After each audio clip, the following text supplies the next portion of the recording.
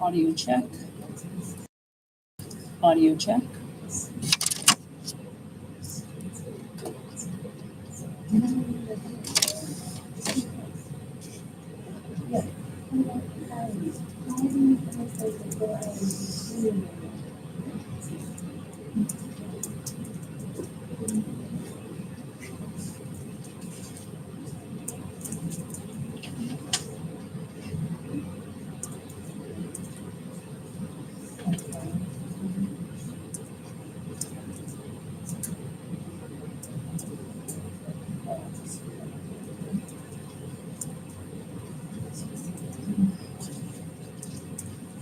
So people who are here, do you have other classes today as well?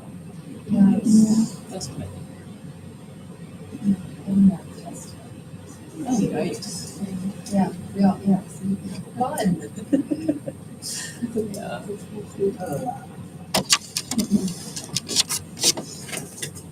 Thankfully, I understand. Are you saying you don't understand bio? Yeah, to be perfectly honest, my first day of school, I was like, algebra can be the best class, math's gonna be mediocre, and then by the fourth semester, I'm like, I'm so lost in bio, but math is great, and The trade-off. it's totally not working out for what I predicted it to be. Well, I think that some of the trouble with our class so far has been we've been doing a lot of chemistry. So that's difficult, but we didn't do a whole semester's worth of chemistry. So it's not enough background so that you know every single detail. It's just taking a while for the high school stuff to come back. Right. It's been a while. Yes. So, it's taking So, okay, I'm just going to comment to anyone who is watching live or who is watching after this is recorded. I suggest going to the slides because you can't see the TV screen too well, but all the slides are posted online. And on the note of the exam that is upcoming, and remembering things from other classes, that's one of the reasons why I suggest studying in small chunks, studying for half an hour or for an hour and taking a break, because that kind of allows your mind to process and also maybe bring up things that you did learn before and that you haven't thought about in a while. Because I think everyone in the class has had some of this stuff before, so kind of allow your subconscious to do some of the work. I also wanted to talk about these metacognitive habits for success. So these are the strategies which you may or may not have heard of before, but they really work. So as I said, studying in chunks is really good because it allows your brain to process in between, and then you can start to make deeper connections between your concepts. Studying the vocabulary is so important. It's taken for granted because when we get to higher level classes, we stop studying vocabulary and English and things. But in science, there's a lot of jargon. And some of it's a little bit excessive. So I'm trying to only tell you guys what you need to know, but I'm also trying to help you to be literate through other classes, reading scientific papers, or just to have the reading so you actually really know more deeply what we're talking about. So vocabulary is a really important topic to focus on. That's just flashcards and things like that, or even diagrams. I did put practice questions up. Was anyone having trouble accessing the practice questions that I put under the study materials? Did anyone look at them? Yeah. Okay. So that means that they are there. That's all you need to know. So a lot of students like to quiz themselves, and so this would be a really good opportunity for that. I have the questions, and then if you highlight next to where it says answer, then it'll tell you what the answer is. It's in white ink. So otherwise you can't see it. It's on Blackboard. I put up a new link on the left that is called I think it's called study materials. And then when you do the questions, this is a really good way to find your blind spots or sticking points.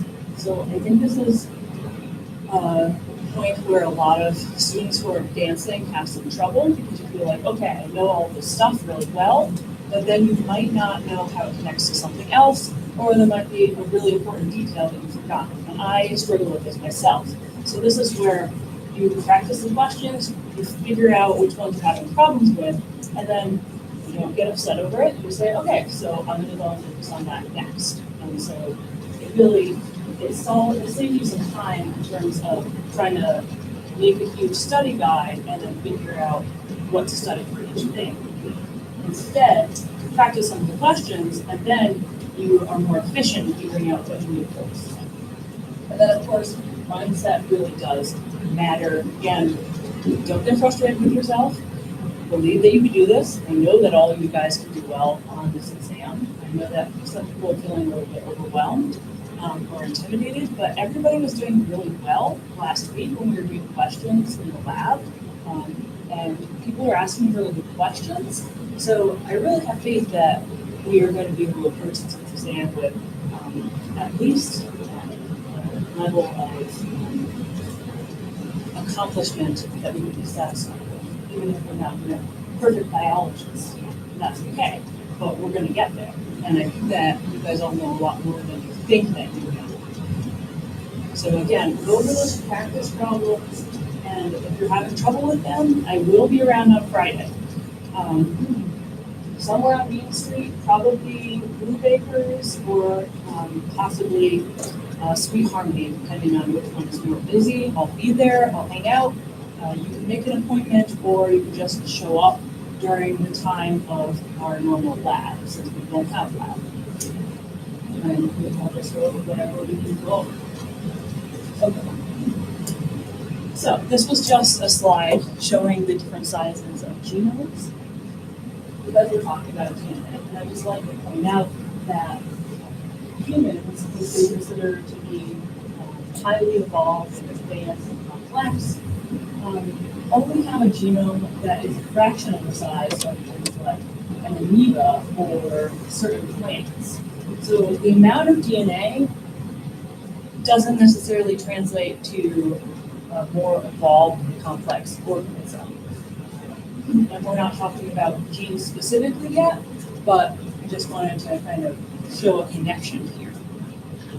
The plants in particular, many plants have very large genomes because they could just carry around a lot of DNA and they're okay with it, whereas our cells like to reduce the amount of DNA that's useless. The plants just say, yeah, we'll take all of it, maybe we'll need it, right? Okay, plants, whatever you say. So, how do we know that DNA carries genetic information? That's what we're going to be talking about today. And I did want to mention as well that I put up this link to a video in this slide, and I can put it on Blackboard as well. But this link reviews some of the concepts that we talked about before. If you guys want to stay after class, we could watch this in the lab room. It's just a 10-minute video. But it's on covalent bonds and hydrogen bonding. And it shows some really good context. It's in depth. And in general, this series, Crash Course Biology, I recommend. They are really good. They're interesting. And they go into, I think, an appropriate level of detail for this class. So this is, in particular, on Crash Course Biology's chemistry page, actually. So if you want to go and review that, feel free. If we want to go over after this, then we could definitely go ahead and watch that together. Yes, so that's what we covered in previous lectures, just again as a review, or if you feel like you're still a little fuzzy with the concept. Okay. Just going to check for questions on Socrative. Don't see any questions. That's fine. All right. So today is like story time, kind of. We're talking about DNA, and now we know that DNA is really important, and our DNA sequence is kind of key to all the genes and all the proteins that are inside of us and how organisms live. But back in the 1800s, this was not yet known, obviously. So who remembers Mendel's? The monk. The monk who could things. I feel like that's not what monks are supposed to be doing, but whatever. So Mendel was a monk who read all these pea plants, he did these experiments, and we'll talk about him in a couple of weeks. And basically, he figured out that yes, there's something that transfers inheritance from parents to children. We pretty much already knew that because people have been growing plants, breeding animals, and obviously having families for many, many years, but he proved this in a scientific manner. So that was the 1800s. Then we get to the 1940s, and we still didn't know that DNA was this particle that did the transferring of the traits from parents to children. So a long time passed. Before we could prove that it was DNA, we had to prove that there was some such particle. So it's not just some energy or something. There's a physical particle that actually carries the information for what you're going to look like, how you're going to act in certain ways, the philosophy of this, but your susceptibility to diseases and all of this. So in order to prove this, this group called the Griffith Lab did some experiments with mice.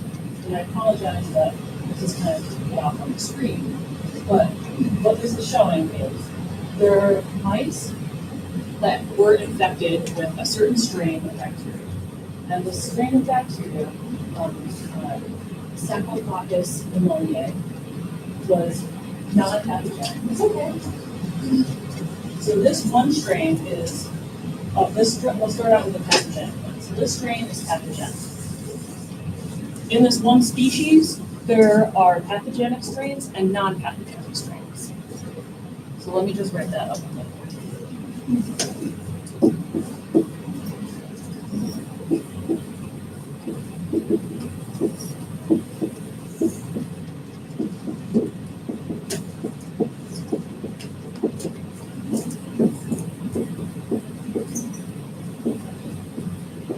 So just so we're on the same page in terms of terminology, which one is going to make you sick? Pathogenic or non-pathogenic bacteria?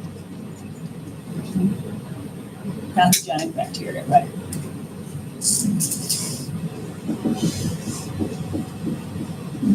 Now, a lot of species of bacteria act this way, just like we just had an outbreak. I can't remember what bacteria it was, but the lettuce. They were saying not to eat lettuce just a month ago or two.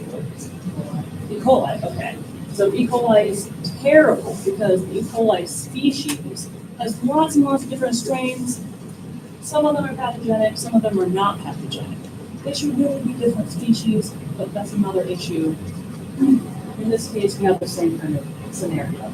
There are some strains, which are just populations of bacteria that are pathogenic. And some of them are non-pathogenic. Now we know that some of them are pathogenic and some of them are non-pathogenic because they have different genes. They didn't know that when they were doing this experiment. That was kind of what they're trying to prove. So they infected mice with either the pathogenic bacteria, which ended up killing the mice, or with the non-pathogenic bacteria, which didn't end up killing the mice because it's not infectious.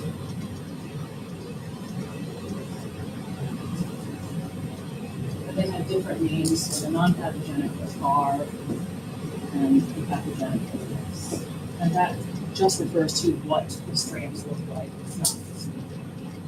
But in the third experiment, what they did was they heated up these pathogenic bacteria and heat killed them. So the same thing that we do, we cook our food to kill some of the bacteria.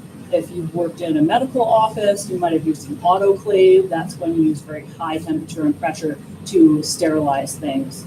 So they heated up some culture of this bacteria. They expected them to be dead. They injected this solution into mice, and the mice lived, even though these bacteria were pathogenic. But essentially, if the bacteria are dead, then they can't affect the mice. Okay, so that's all pretty straightforward in what we would expect, right? Okay, here's the strange thing. When you did that same thing and heat killed the pathogenic bacteria, so you have dead pathogenic bacteria, and mix them up with live non-pathogenic bacteria and inject it into the mouse, then the mouse dies. Okay, so this is kind of crazy, right? This is not what we expect. But we know now that what happened was the transfer of DNA from the pathogenic strain to the non-pathogenic strain. Because again, it's not some kind of energy that's transferring traits, it's a physical particle. And that physical particle can be released into the environment, and bacteria can actually pick up DNA. So they can pick up that genetic information and then use it. We can't do that. It would be nice, but we can't do that. But bacteria do this routinely. And that's why they set up this experiment and seen evidence of this previously. So what this experiment proved was that there was some information transfer that was physical, that was going between the pathogenic strain and the non-pathogenic strain. So this proves what they were looking for, that there's some kind of heritable particle that conveys genetic inheritance. Any questions about this? These are some really good experiments. This is why I talk about them. They're well set up. So, now that we know that there's some kind of particle that's inherited from parents to children, there are these candidates. It could have been DNA or it could have been proteins. So we know now that it's DNA, but a lot of scientists at the time thought it was proteins because they looked at DNA and said, it's too simple. There are only 4 bases. So how can we make an entire set of traits that we have in a human or even in a bacteria out of only 4 bases? That just doesn't make sense. Also, DNA is inert and it's uniform. If you look at proteins, they're all different shapes and sizes, as we've already gotten a little bit of an idea of. And proteins can actually do things. So they're dynamic, they can catalyze reactions. So yeah, it makes sense that they would be really important for showing traits and for conveying genetic information. So a lot of scientists were very staunchly in protein camp, and they insisted that proteins were the heritable particle. Scientists can be really stubborn, as we're going to see in a minute. So then there was this experiment, which was almost a repeat of this experiment, but it was a little bit more in depth. So we have here the picture of a smooth and rough colony. So again, that's just the pathogenic and the non-pathogenic.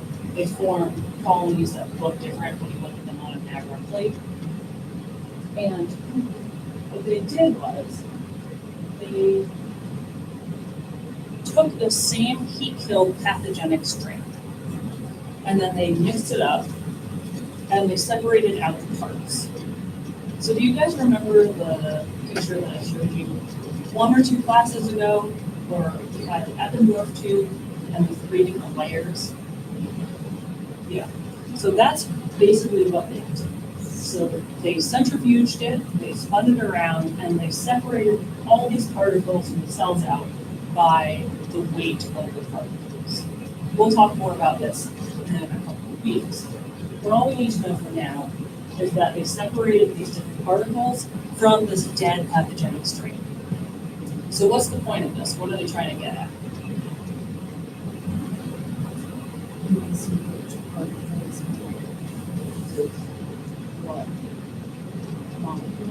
Right, they wanted to see which particle, if they transferred to the non-pathogenic strain, would then convey that information to make it pathogenic. So they're trying to see which of these particles has the information that's important for traits. So again, they took these molecules from the pathogenic strain, mixed them with the live non-pathogenic strain, injected them into mice, and what do we find? Well, RNA, protein, lipids, and carbohydrates don't do anything. The mice are fine, just like they would be with just the pathogenic strain. The mice that were injected with the DNA from the pathogenic strain and the live cells from the non-pathogenic strain died, just as if they had been injected with a live pathogenic strain. So this seems pretty conclusive, right?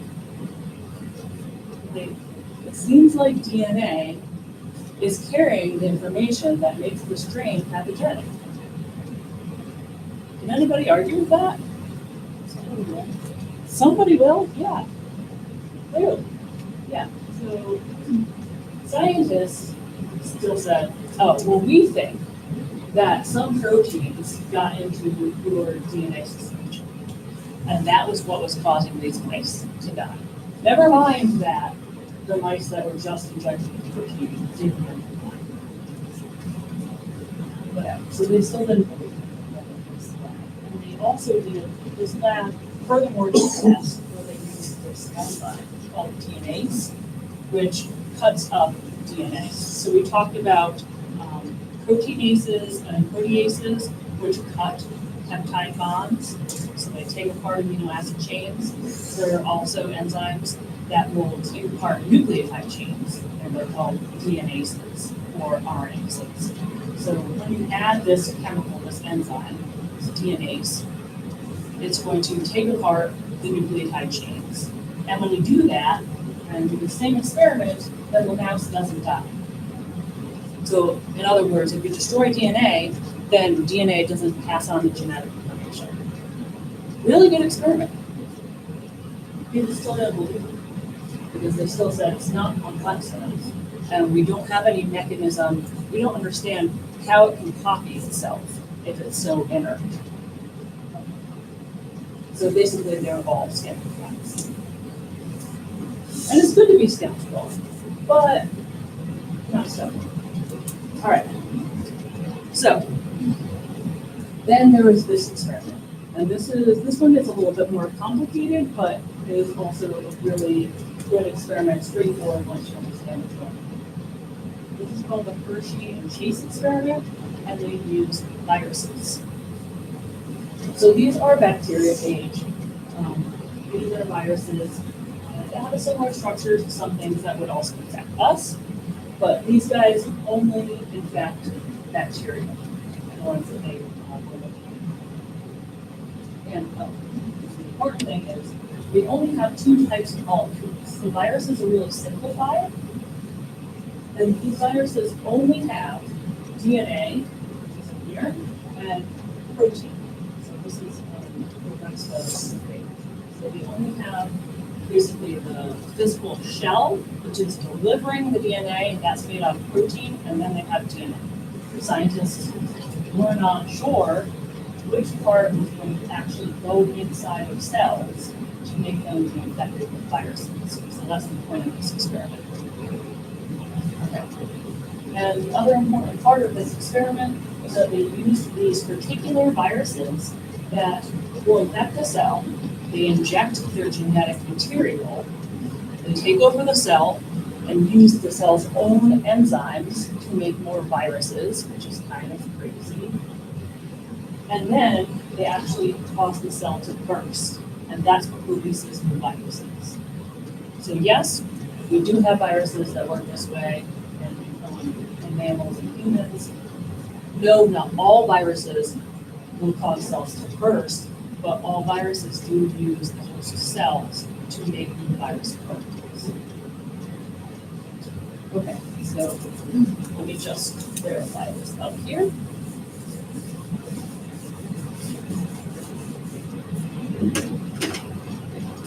We have a virus.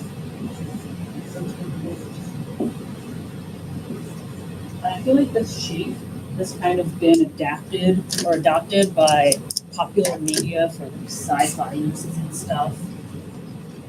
But it's not always specified that this is all virus. There's DNA in here. This is this section is called head, and this section is called the tail. And this whole thing is made of protein. And then the question is, what is in that?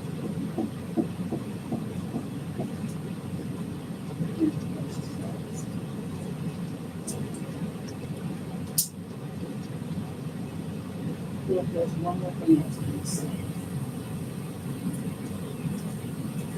I also wanted to add, just for our background knowledge, that some viruses also do have lipids, so they have membranes. So, for example, the HIV virus has a membrane. I think the flu virus has a membrane as well. So those types of viruses, because they have a membrane, they have another type of molecule. They get into the cells slightly differently. And it's a little bit easier to inactivate them because you could dry out the membrane. So you can kind of dry them out on a surface and kill them that way. These types of viruses they're different. They get inside the cell in by a different mechanism. So so this is my analogy. These scientists are going to try and track whether the DNA or the protein gets inside of the host cell. When we watch all these nature shows and stuff, we know that there are animals that are tracked, especially if they like to track endangered species and migrate birds. So the scientists don't go and follow birds around and watch where they go. What they do is they put a tag on them so that they can then follow them through radar or radio signals or something like this, right? And then they can plot where the birds ended up. So we're using the same idea here, but we're tagging molecules instead of proteins. And instead of using a little radio tag on the first leg, we're using radioactive atoms. And these radioactive atoms, we're using specific radioactive atoms. We're only using radioactive atoms from sulfur, or isotopes of sulfur, and phosphorus. So why did the scientists choose those two? Does anybody have any ideas?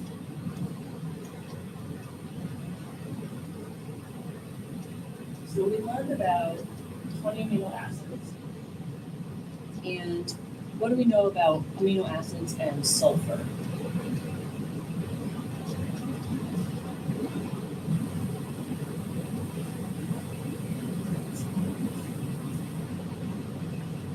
And what happens specifically in the structure of a peptide chain in terms of amino acids that have sulfur in them? What kinds of bonds do they form? Disulfide bonds, right. But not all amino acids contain sulfur. There are only 2 amino acids that contain sulfur: cysteine and methionine. But that's okay, because if we label those 2 amino acids with sulfur, then we've essentially labeled proteins. And then there's no sulfur in a DNA molecule.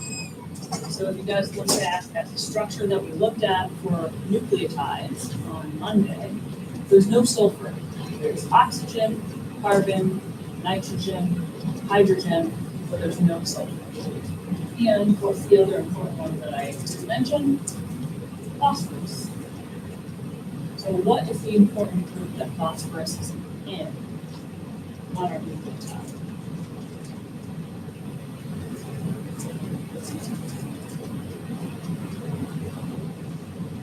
What was the negatively charged?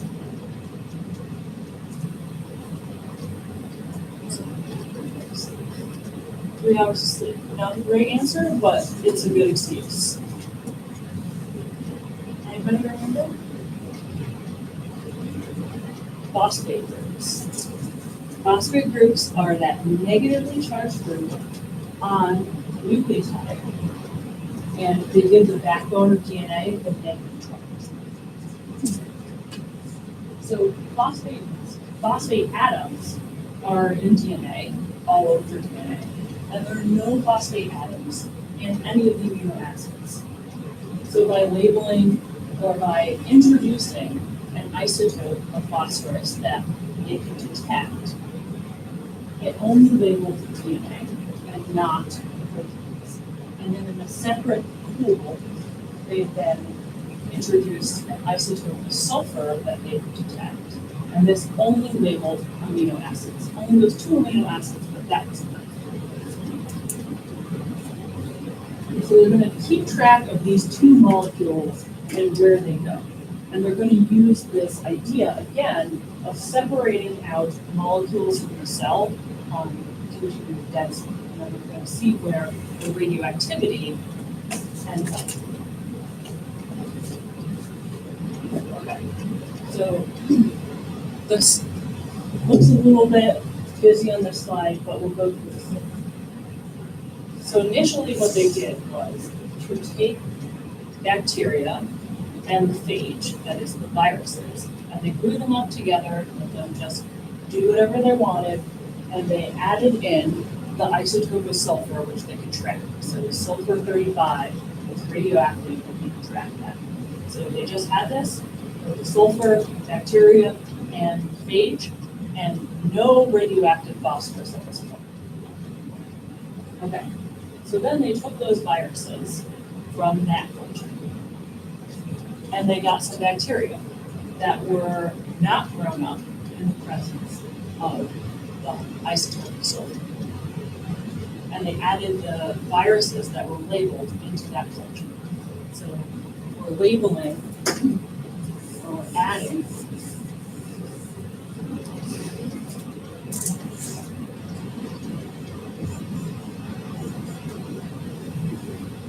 this guy, DNA, not labeled, and then we have some bacteria, which has DNA that's not labeled. What else do you have with bacteria? You have proteins, just pretend. I'm just trying to make them look smaller. So the black marker indicates that it's not labeled, it's not radioactive. So when you add these 2 together, the only thing in the whole mixture that is going to be radioactive is the protein, the sulfur.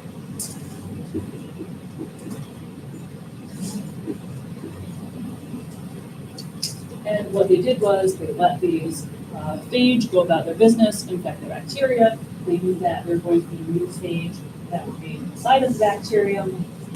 Okay, then they put this into a blender because they didn't have any better instruments at the time. So they took a kitchen blender and mixed up the whole mix. They dislodged the phage from the bacteria from the outside, and they separated it by density, and then they said, okay, where is the radioactivity? Is it in the layer where we're going to see proteins, or is it in the layer where we're going to see DNA? Well, what they found was, of course, that the radioactivity was in the layer where they see proteins, because only the proteins are radioactive.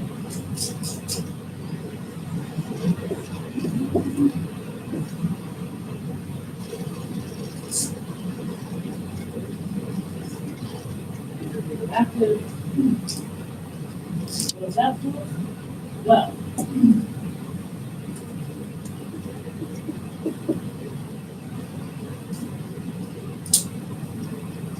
these are the proteins that are loose, and then this is the cell pellet. So inside of the cells, the proteins were not labeled. So that means that the genetic information was not protein that was getting into cells. Spoiler alert, we know that it was DNA that was getting into cells. So in the next experiment, instead they took the phage that had the labeled phosphorus, which of course was phosphorus, which labeled the DNA. And again, they put that into bacteria that had unlabeled everything. And so what happened now, I'll draw bacteria, stage injected DNA. So it did this in this experiment too, for these groups. So now the scientists are observing these bacteria that have labeled DNA from the phage, and the phage are making new phage inside of this bacteria. And some of that DNA is going to also be from the original DNA. So when we mix up this bunch of cells, what we end up seeing is that the pellet where the cells are is radioactive. Because the DNA went into the cells and caused them to be replaced.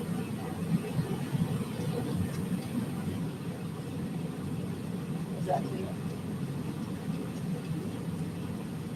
The other thing is that they let this experiment run multiple generations, and they saw that this continued to happen. So why is that important? Well, they wanted to know that the effect that they were seeing was real, so they could then take these cells and mix them with cells that didn't have any viruses with them, and those cells formed new viruses because the DNA from the viruses is in here, and when we grow up the cells, then we're going to form viruses. So we know that that DNA is actually infectious. It's not just, some useless information. Just like we saw with the mice, this DNA is actually providing the information to make proteins that have some kind of trait or phenotype.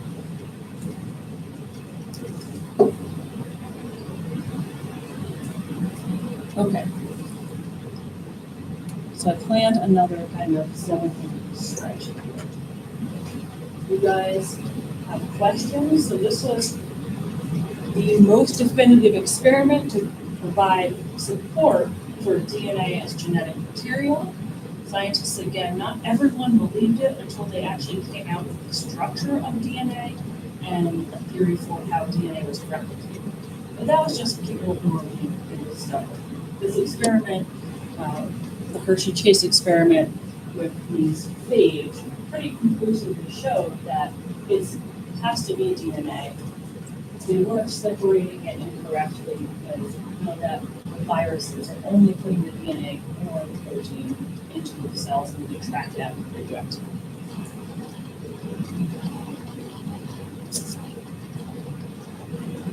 So what are our questions about this or other things?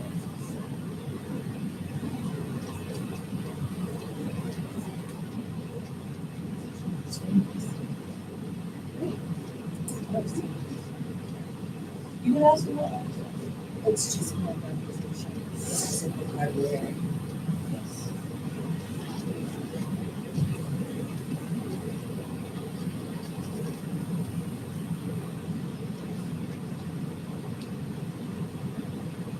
So are we all on the same page about how we have the DNA is the chain of nucleotides.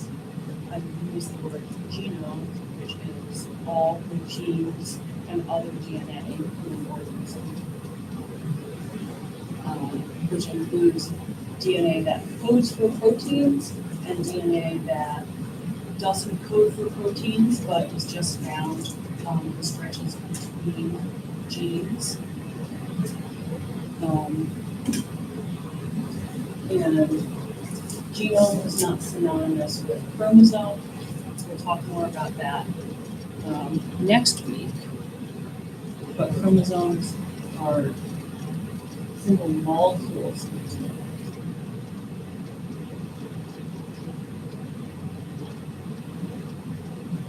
Any other questions?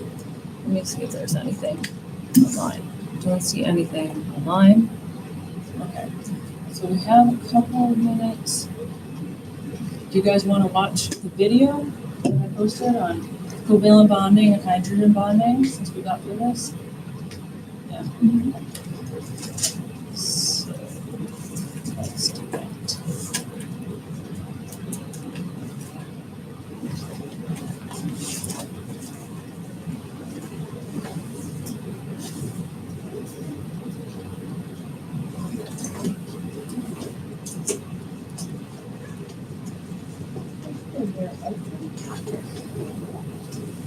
She's always so happy. I'm too rich. Sorry. She's a calico and she's very talented. Calicos have that reputation. So, in order to help this complicated chemical world make a little more sense, we classify, we categorize. It's our nature as humans, and it's extremely useful. One of the most important of those classifications is whether a molecule is polar or non-polar. It's kind of symmetry, not just of the molecule, but of the charge. It's pretty easy to see when you're just looking at them. You got polar and non-polar, polar, non-polar, polar, non-polar. I'm going to take sides right now. I'm on team polar. I think polar molecules are way more interesting despite their wonky off-balance selves. Non-polar molecules are useful and their symmetry has a kind of beauty, but polar, in my humble opinion, is where it's at.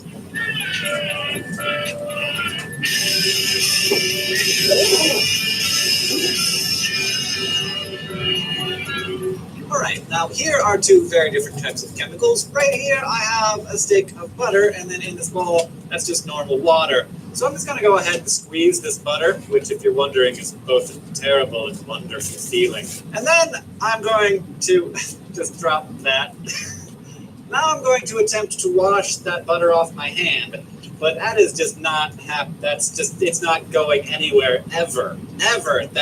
It's just beating up on me. Why? Because water is a polar molecule and the various chemicals that make up butter are non-polar, and water wants nothing to do with that. So, what makes a molecule polar? Two things. First, asymmetrical electron distribution around the molecule. You can't have a polar molecule made up entirely of the same element because those atoms will all have the same electronegativity, and thus the electron distribution would be completely symmetrical. Electronegativity is usually thought of as how much an element wants electrons around it, but I think it's more about how much electrons want to be near that element. If electrons were 13-year-old girls, fluorine would be Niall Horan. They'll do anything just to be near it. Why? Some simple periodic trends. Electronegativity increases from left to right because there are more protons in the atoms, and more protons means more boys in the band. Meanwhile, it decreases as you move from top to bottom because as the crowd of electrons gets bigger, they start to shield each other from the effects of the protons. What I'm trying to say is that electrons are hipsters. If a bunch of other electrons are into that thing, they're less interested. Now, there are a number of other factors here, but just like the relationship between tweens and their latest boy band fixation, it's complicated and weird, and you probably don't think too much about it. Look at this nice little map. You can see that the trend is pretty clear. The upper right is where all the superstars of electro fame are. Oxygen, nitrogen, fluorine, chlorine, and bromine are basically the one direction of the periodic table. So for polarity to occur in a molecule, you have to have two different elements at a minimum, and the difference between their electronegativities has to be 0.5 or greater. If that's the case, the outer electrons spend enough extra time around the element that's more electronegative that chemists label the molecule polar. The result is a partially negative charge on the more electronegative part of the molecule and a partially positive charge on the less electronegative side. Now, in extreme cases, like if the electronegativity is greater than 1.6, then we end up with two ions in the same molecule.